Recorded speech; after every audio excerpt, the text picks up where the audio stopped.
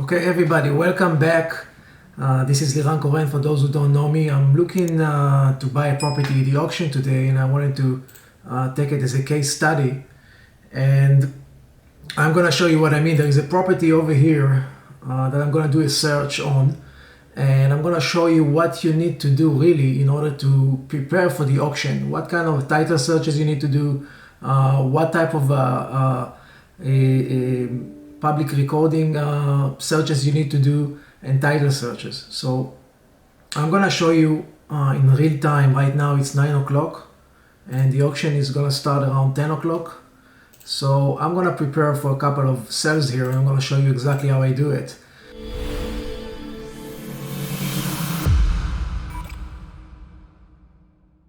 So as you've seen in my previous clips, I have my auction spreadsheet that gives me an advantage over my competition because I can get all the data on my computer automatically.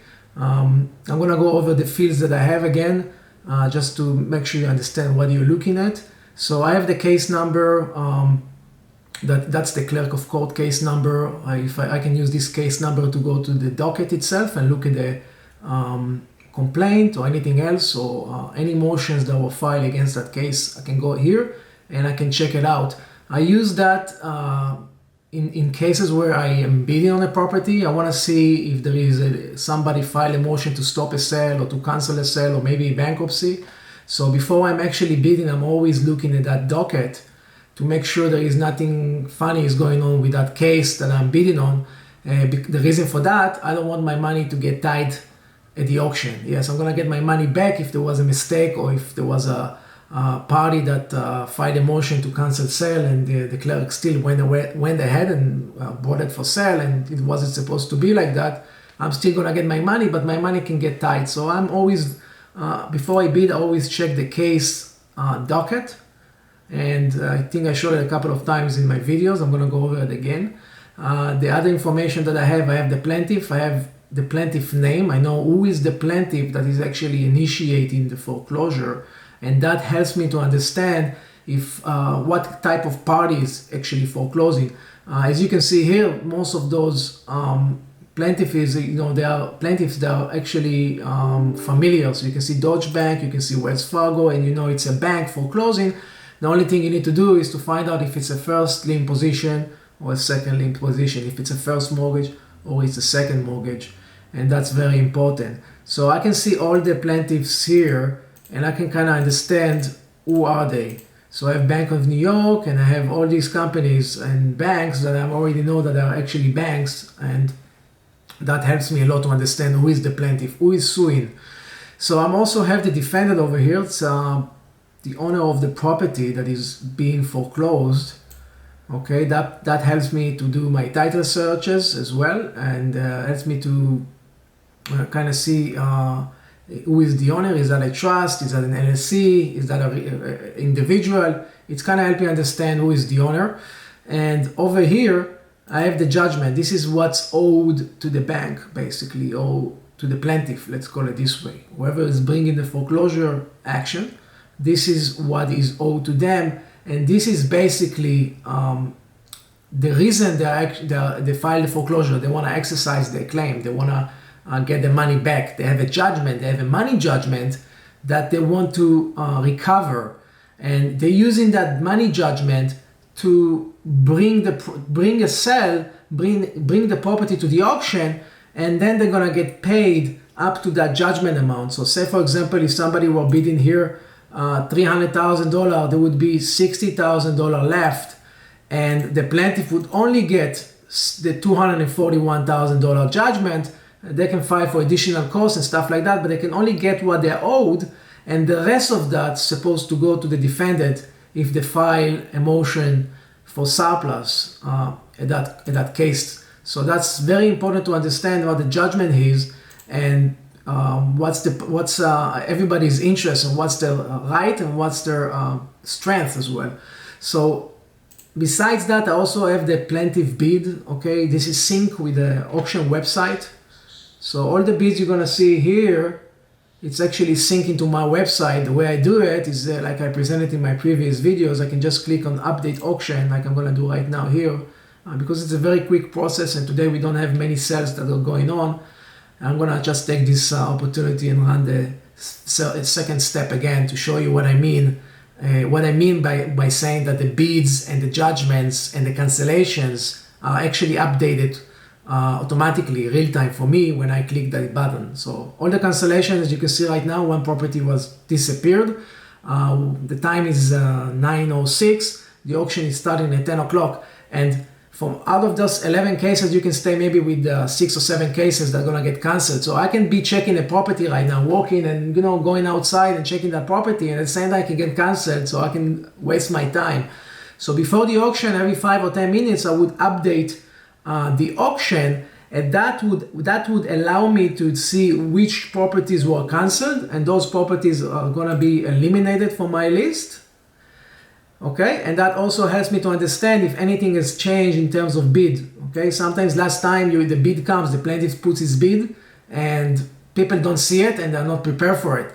And that's the idea, is to actually know every single thing that every single data change that it's happening in real time in the auction. You know about it on your computer. So that's the update auction second stage here that I use. The other part is the market value. Okay, this is very, very important. A lot of people are gonna debate with other people about market value, about the property, what it's worth. Okay, it's always like that. People think it's worth that.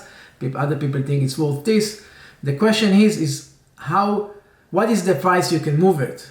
Okay, it's not what it's worth. Okay, it's what is the price you can move it and how fast you can move it. That's the ultimate objective here for me, is not to speculate $5,000 or $10,000 more, is actually to understand how fast the market is gonna go with the price that I'm gonna choose, and how fast can I move on to the next deal. So I'm gonna take this example over here. Okay, this is a property. It's a property that I'm gonna check with you guys, and I'm gonna place my bid at the auction. I'm gonna do my title search as well, and I'm gonna walk you through how to find out if it's a first lien position, second lien position, what other things you're gonna want to find out about this property when you do title search. And I'm gonna show you that. And about the other fields, I also have the property address and the city, of course. So I know which property I'm speculating about. In addition to that, I have the subdivision information, which helps me a lot because I'm already familiar with most of those subdivisions. Okay, I bought a property over here, and I bought a property over here, and I bought a property over here. So those, and I owned 2 properties over here. So I know these subdivisions. I know what they can sell. I know how attractive those properties are. Okay, I know their price more or less because I've done some transactions there, and most importantly, I know how much I can pay. So right now I have this description, which is the subdivision. I have the folio here as well, that allows me to go to the property appraisal. So if I click over here, for example, I would see that property, same property we are looking at my spreadsheet, I would see that the property appraisal, and I'm taking some of the information from the property appraisal, I'm scrapping it into my Excel spreadsheet, so I don't have to switch tabs all the time and not be focused and make mistakes. I don't want to make mistakes at the auction. I gotta be focused. One of the things I'm always telling people is try to be focused. So I can see some information about this property, kind of the community, and I can see last sales. Okay, if I want to go, I can see last sales and I can check it out, and I can see the last time it was sold and when was it sold. Okay, we know this is going to the auction today, and we want to check. We want to do some title searches on this one, and make sure. First thing you want to make sure is the first lien position is foreclosing. Okay, that means that the first lien position is eliminating the inferior liens, and it's very important to do title search before you place on the property at the auction, and it's very important, okay, to do a title search afterwards. What am I doing right now is I'm doing a preliminary title search, meaning I'm using the public records to find all the documents that I need in order to see which position or which priority each lien has and who is foreclosing. Okay, the public record is a very accurate place to check title for free, but at the same time you might be missing something, or you might made a mistake making a search that you should not have made, or stuff like that. You always go and you check title after you buy a property at the auction. This is a rule. All right, so I'm gonna go into that property. I'm gonna continue showing you what I'm seeing in that spreadsheet. Okay, so I'm seeing the folio, and I showed you that I go to the property appraisal using that link, and it also tell me what type of property it is. Okay, I talked about home ownership in my other videos, and every property, you see this property, for example, has a use of 04.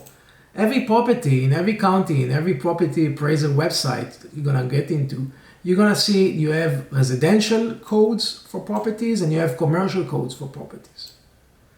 So that tells you what is the use of the property, what is it used for. Okay? Every property has a use, and that tells you what is the property. And for example, it helps me a lot because, as you can see over here, I can identify quickly that this is a multifamily property over here that is coming to the auction. Okay, this is a multifamily property that is coming to the auction. How do I know that? Because I know the use is different. If I go here, I can see the use is 08. So what is 08? 08 is multifamily less than 10 units. Exactly right. So if you are a wholesaler or looking to buy multi-units, you should kind of understand what use are you trying to get and what data are you trying to get. It's very important. Okay, because not all the properties are the same. They have different use. All right, so I'm looking at a 04 use here, which is a condominium, okay, which is fine.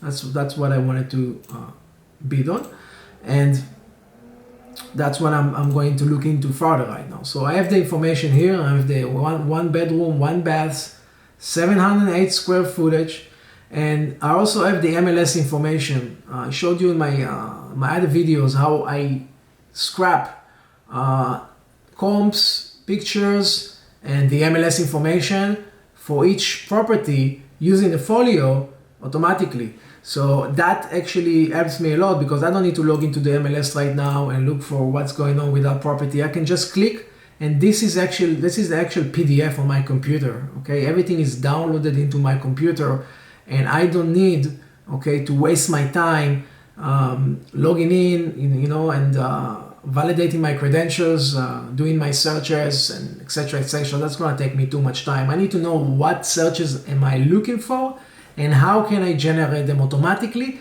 especially when I bid in 100 properties a day sometimes at the auction.